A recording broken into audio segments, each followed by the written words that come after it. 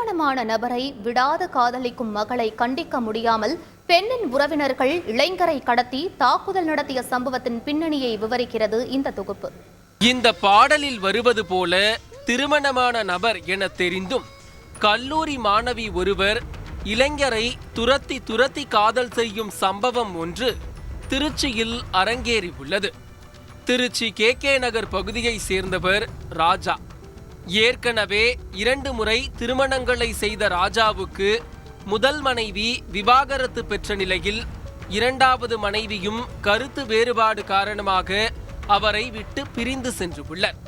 கட்டிய மனைவிகள் பிரிந்து செல்ல தனிமரமாக சுற்றித் திரிந்த ராஜாவின் மீது மற்றொரு பெண்ணும் காதலில் விழுந்திருக்கிறார். ராஜாவின் உறவினர் ஒருவர் மகளுடன் இணைந்து படிக்கும் கல்லூரி மாணவி தோழியின் வீட்டிற்கு அடிக்கடி வந்துள்ளார். அப்போது ராஜாவிற்கும் அந்த மாணவிக்கும் இடையே பழக்கம் ஏற்பட அது நாளடைவில் காதலாக மாறியுள்ளது. ஏற்கனவே 2 திருமணம் செய்த நபரை மகள் காதல் செய்கிறார் என்ற விவகாரம் பெண்ணின் பெற்றோர் காதில் விழ கொதித்தெழுந்து உள்ளனர். இது தொடர்பாக ராஜா குறித்த உண்மையை விளக்கியும் அன்பான முறையில் அறிவுறுத்தியும் மகள் புரிந்து கொள்ளாததால் வேதனை அடைந்துள்ளனர் பெற்றோர். அது மட்டுமல்லாமல் தனது காதலின் ஆழத்தை வெளிப்படுத்தும் விதமாக 19 வயது கல்லூரி மாணவி காதலன் ராஜாவின் பெயரை நெஞ்சில் பச்சை குத்தியதாக சொல்லப்படுகிறது. இதனால் கோபமடைந்த பெற்றோர் இருவருக்கும் இடையே விரிசலை ஏற்படுத்த மகளை இலங்கையில் உள்ள உறவினர் வீட்டிற்கு அனுப்பி வைத்து உள்ளனர்.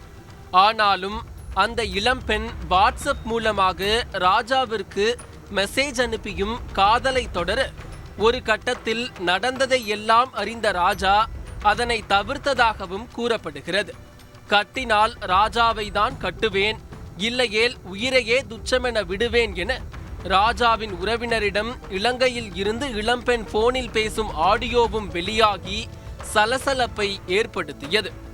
வயசு இழுத்துட்டு இருக்க அவனுக்குதான் 7 கல்யாணம் ஆயிடுச்சுன்னு தெரியுதுல, அப்புறம் எதுக்கு நீங்க நல்ல பையலா பார்த்து கல்யாணத்தை பண்ண வேண்டிய எதுக்கு பச்சை குத்துன? எனக்கு அவன் தான் வேணும், அதனாலதான் பச்சை குத்துனேன். திமிரு உனக்கு ரொம்ப ஜாஸ்தி தான். இவ்வளவு தூரத்துக்கு உங்க அப்பா வளர்த்துருக்கிறாரு, அந்த உனக்கு தெரியல, பச்சை குத்திட்டு இல்லாத கிருத்துற வேலை பார்த்துட்டு இருக்கா. நாளைக்கு போலீஸ் ஸ்டேஷன்ல போய் என்னைய உட்கார வச்சீங்கன்னா நீங்க 2 பேரும் ஏறி கட்டிட்டு போயிட்டு என்னைய உட்கார வச்சா என்னடி பண்றது? நாளைக்கு நீ ஏறி கட்டிக்கிட்டு போயிருவோம். கூட்டிட்டு ஸ்டேஷன்ல போயிட்டு எனக்கு இவன் தான் வேணுங்கன்னு சொல்லி கையெழுத்த போட்டு 2 பேரும் ஓடுங்க, எங்கன்னா கண்ணு காணாத இடத்துக்கு போங்க.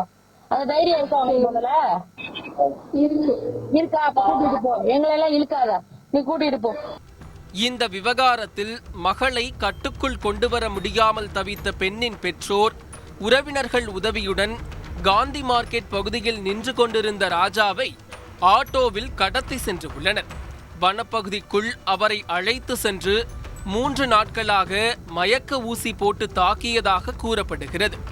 அதன் பிறகு கடத்திய கும்பல் ராஜாவின் வீட்டின் பின்புறம் அவரை தூக்கி வீசி சென்று உள்ளனர்.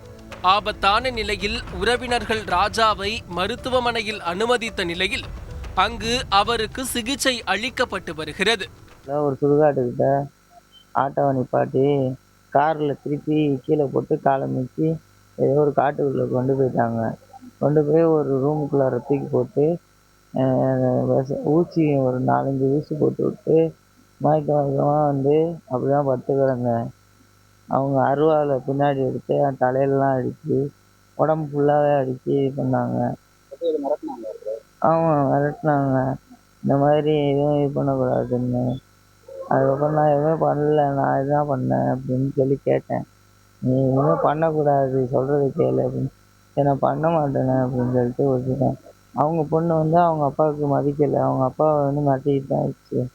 அதனால் அந்த பொண்ணை கண்டிக்க முடியலன்னு என்னை வந்து இது பண்ணார்.